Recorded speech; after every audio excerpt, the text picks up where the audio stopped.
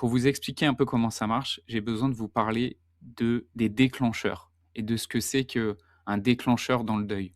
Comment ça fonctionne un déclencheur? Un déclencheur, c'est en fait, il y a une situation, une circonstance extérieure qui vient déclencher une réaction émotionnelle chez vous. C'est un peu comme, si, vous étiez en voiture et que sur votre tableau de bord, il y avait un signal qui s'allumait. «Attention, il y a un problème de frein. Attention, il y a un problème de liquide de refroidissement. Attention, il y a le frein à main qui est toujours enclenché».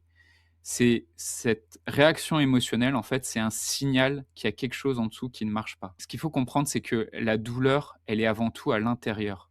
Elle n'est pas dans la situation extérieure, elle n'est pas dans la circonstance qui vient déclencher la réaction émotionnelle, elle est avant tout à l'intérieur de vous. Et le déclencheur, c'est un peu ce que j'ai montré ici avec ce petit couteau.